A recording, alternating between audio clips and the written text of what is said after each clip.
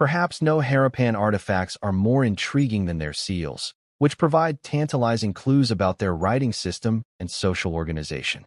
Thousands of seals have been discovered across Harappan sites, primarily made from steatite, though agate, copper, and other materials were also used. The standard Harappan seal was typically a square plaque measuring 2 by 2 inches, precisely carved with intricate designs. Each seal featured detailed depictions of animals including bulls, elephants, tigers, rhinoceroses, and sometimes trees and human figures. The animals were carved in intaglio, meaning in reverse relief, so they would leave raised impressions when pressed into clay or wax. Above the animal motifs, seals bore inscriptions in the Harappan script, typically containing 5 to 6 symbols, though some contained up to 26 characters. The Harappan script contains over 400 distinct symbols, but despite intense scholarly efforts, it remains undeciphered to this day. The script's symbols were always placed before the main image, indicating their crucial importance, possibly for identification or categorization. Seals likely served commercial purposes, used to mark ownership of goods, certify trade packages, and perhaps indicate merchant identity. They may also have functioned as amulets or identity markers, similar to modern identity cards, carried by their owners for various purposes. The famous Pashupati seal from Mohenjo-daro depicts a horned figure seated in a yogic posture, surrounded by animals including elephant and tiger. This seal is often interpreted as representing an early form of Shiva, earning it the name Proto-Shiva seal or Mahayogi seal. The unicorn seal is another distinctive type, featuring a mythical one-horned animal that appears frequently in Harappan iconography. Manufacturing of seals required considerable skill. Soft steatite was carved with sharp tools, then fired for durability, demonstrating advanced craftsmanship. Harappan seals have been discovered as far away as Mesopotamia, confirming extensive trade networks and cultural exchanges across vast distances. Copper tablets with animal or human figures and inscriptions were also found, likely serving as amulets with inscriptions relating to depicted animals. The Harappans developed one of the world's first accurate systems of standardized weights and measures, crucial for organized trade and commerce. Weights were typically made from chert, a hard and durable stone material, and were generally cubical in shape with no markings. The remarkable aspect of these weights was their standardization across vast distances, with identical ratios found at sites hundreds of kilometers apart. Smaller weights followed the binary system, with ratios of 1, 2, 4, 8, indicating precision in measuring small quantities. Larger weights adhered to the decimal system, simplifying major transactions and demonstrating sophisticated understanding of mathematical principles. The smallest weights were probably used for weighing precious items like jewelry and beads, requiring extreme accuracy in measurements. An ivory scale found at Lothal featured markings with divisions as small as 1.6 millimeters, the smallest ever recorded on a Bronze Age scale. This precision in measurement is extraordinary for any ancient civilization and speaks to the Harappans' advanced mathematical and engineering capabilities. Standardized weights were found at granaries and marketplaces, indicating their use in economic transactions and ensuring fairness in trade. The uniformity of bricks used in construction also followed standardized dimensions, further demonstrating the civilization's commitment to standardization. This standardization not only facilitated domestic commerce, but also made international trade more efficient and credible with distant partners.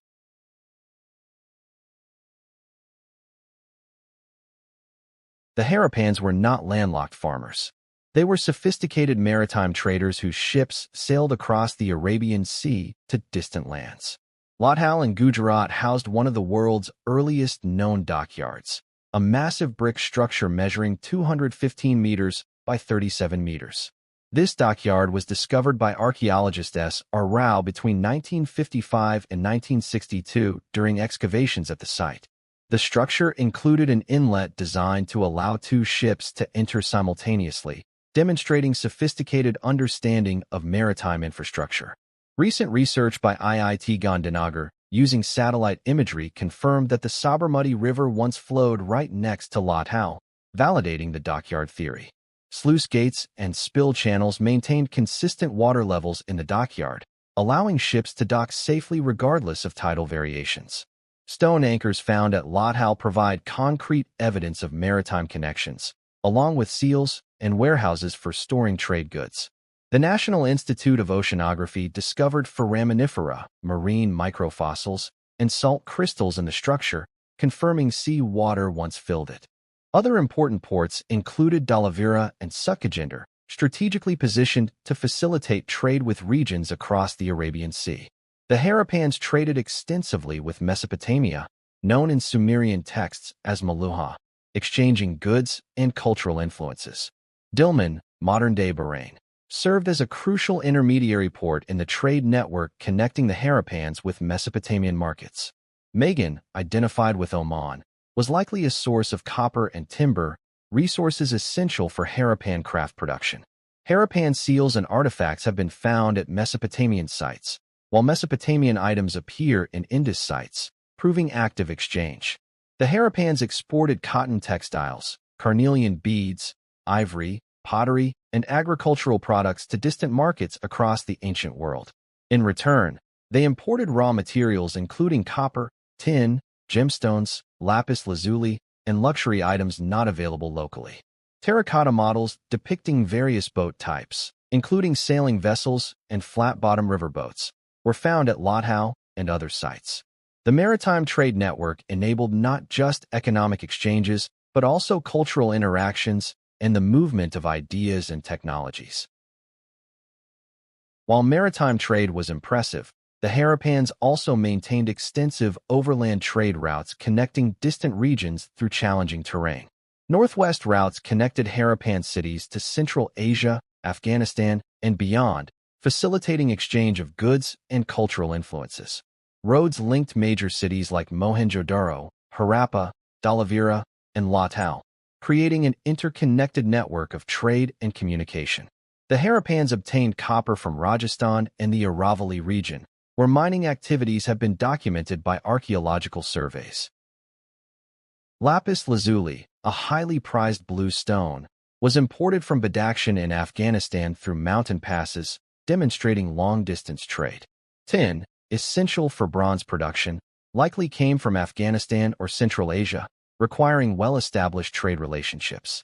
Semi-precious stones including carnelian and agate came from Gujarat and the Nirmada and Tapti valleys in central India.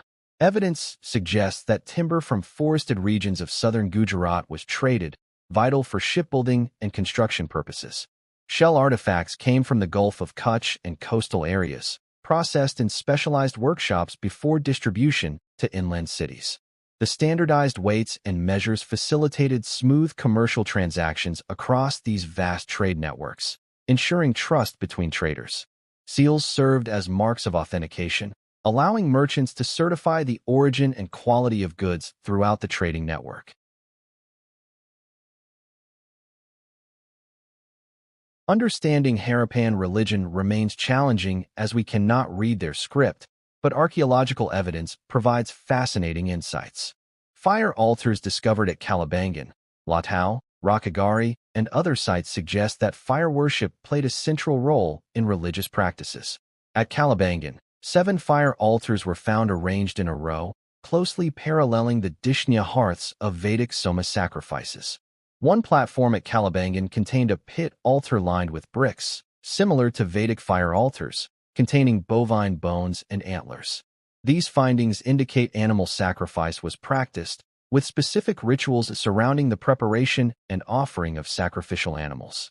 A well and bathing platform near the fire altars at Kalibangan suggests ceremonial bathing was part of religious rituals. Terracotta cakes found at Kalibangan depict horned divinities and animals being led to altars, providing visual evidence of ritual practices. At Banawali, an apsidal fire temple was discovered containing a semicircular altar with ashes, used for conducting fire rituals. The worship of the mother goddess is evident from numerous terracotta figurines found throughout Harappan sites, suggesting fertility cults. The Pashupati seal depicting a horned figure in meditation surrounded by animals suggests proto-Shiva worship or reverence for a lord of animals. Trees and plants, particularly peepal and neem, appear on seals and may have been considered sacred, indicating nature worship. No monumental temples have been found, suggesting religious practices may have been conducted in homes or at community fire altars. The Great Bath at Mohenjo-daro, given its elaborate construction and prominent location, likely served important ritualistic bathing purposes. Water clearly held great significance, both for practical sanitation and possibly for spiritual purification and ceremonial purposes. Linga and yoni symbols found at some sites have led scholars to suggest early forms of Shiva worship existed. The elaborate drainage and water systems suggest an excessive concern with cleanliness, possibly related to concepts of ritual purity. Harappan society was well-organized and disciplined, with clear evidence of social stratification based on occupation and perhaps wealth. The society was divided into professional classes including scholars, soldiers, artisans, merchants, and laborers, each with distinct roles. While some debate exists, architectural layouts suggest a hierarchical structure, with walls separating different sections of cities. The ruling class likely consisted of wealthy merchants and priests who lived in larger houses in special areas of the city. Small merchants, artisans, and craftsmen formed the middle class, living in modest but comfortable homes with access to civic amenities. Peasants and laborers, including workers at granaries and workshops, occupied smaller dwellings, sometimes in designated workers' quarters. Unlike other ancient civilizations, there is no evidence of kings or monarchs building grand monuments to commemorate their power. Instead, rulers governed through control of trade and religion rather than military might, suggesting a relatively peaceful society. Seals with animal symbols worn by rulers and ornaments made of rare materials indicated status and authority in society. Each major city was probably organized as a city-state, with local leaders responsible for maintaining infrastructure and public services. The family system appears to have been important, with evidence suggesting matriarchal tendencies based on mother goddess figurine prevalence. Women held important positions in society, worshipped as mother goddesses, and the matriarchal family system gave them significant status. Men were considered heads of families, but women's role in fertility and continuity of life was deeply respected. The diet was diverse, with people being both vegetarians and non-vegetarians depending on personal choice and possibly religious beliefs. Vegetarians consumed wheat, rice, barley, vegetables, fruits like dates and pomegranates, milk, and various dairy products. Non-vegetarians ate animals including sheep, goats, cattle, pigs, fish, and birds, with bones frequently found at settlement sites. Clothing was made from cotton, wool, and possibly silk, with evidence of woven cloth found at Mohenjo-daro. People wore various ornaments including bangles made from terracotta, conch shells, gold, and semi-precious stones, showing love of adornment. The Harappans weren't all work and no play. Archaeological evidence reveals they enjoyed various forms of entertainment and leisure activities. Numerous toys discovered at Harappan sites show that play for children had great importance in this ancient civilization. Clay figurines, dolls, and wheeled animals made from locally available materials provided entertainment and possibly educational value for children. Terracotta carts with wheels and toy animals on wheels demonstrate sophisticated toy-making skills and understanding of mechanics. Dice made from terracotta and stone were common finds, suggesting board games and games of chance were popular pastimes. Stone slabs resembling game boards have been found, with literature suggesting chess-like games were played during the Harappan period. Marbles made from various materials indicate children played games similar to those still enjoyed in India today. Round balls resembling shot-put balls and disc-shaped instruments like discuses suggest athletic competitions and sporting events. Weapons resembling javelins, called torin in ancient literature, indicate throwing competitions may have been part of recreational activities. The Great Bath at Mohenjo-daro might have served as a swimming pool, suggesting aquatic sports and recreation were enjoyed. The dancing girl sculpture and other artistic depictions suggest that music and dance were important forms of cultural expression and entertainment. Hunting was likely both a necessity for food and a recreational activity for the upper classes, as depicted on various seals. The elaborate jewelry and ornaments suggest people took pride in personal appearance and enjoyed social gatherings where they could display finery. Harappan burial practices reveal much about their beliefs concerning death, the afterlife, and the journey of the soul. The dead were typically buried rather than cremated, though all three types of disposal have been found: complete burial, fractional burial, and post-cremation. Complete burial involved interring the whole body together with grave goods including pottery, jewelry, and personal items. Bodies were usually placed in extended positions lying on their backs, with heads facing north and feet pointing south. This north-south orientation was associated with religious beliefs about the land of the dead being located in the northern direction. The deceased were often wrapped in shrouds of textile and placed in rectangular wooden coffins before burial in grave pits. Grave pits were filled with pottery offerings before the coffin was lowered, suggesting beliefs in an afterlife requiring material goods. Unlike Egyptian and Mesopotamian elites, Harappan funerals were relatively unostentatious, with no jewels and weapons accompanying the dead. However, some people were buried with personal ornaments including bangles, beads, and amulets that couldn't be passed to others. Women were sometimes buried with copper mirrors, suggesting a continued need for personal grooming in the afterlife. Adults were buried with different types of vessels associated with serving and storing food, implying belief in continued sustenance needs. Shell bangles were typically found on the left arms of adult females, indicating specific burial customs for women. Infants and children were usually not buried with pottery or ornaments, suggesting different beliefs about their passage into the afterlife. At Rakhigarhi, two 5,000-year-old female skeletons were discovered at Mound No. 7 along with pots and artifacts indicating funeral rituals. Cemetery R37 at Harappa revealed multiple burial strata with variations in practice, including unique urn burials in some periods. A 40-acre cemetery discovered near Katia village in Gujarat's Kutch region dates back 5,200 years, among the world's oldest. This cemetery was in use for about 500 years, from 3200 BCE to 2600 BCE. Over 500 graves have been excavated, including unique features like sandstone-lined burial shafts pointing in different directions. Once the burial ceremony was completed, it was not important what happened to the body, suggesting focus on the soul's journey. The Harappan script remains one of archaeology's greatest unsolved mysteries, with over 400 distinct symbols still undeciphered. The first publication of a seal with Harappan symbols dates to 1875 in a drawing by Alexander Cunningham. By 1992, an estimated 4,000 inscribed objects had been discovered across Harappan and Mesopotamian sites. Inscriptions are typically brief, with most seals containing 5 to 6 characters, though some have up to 26 symbols.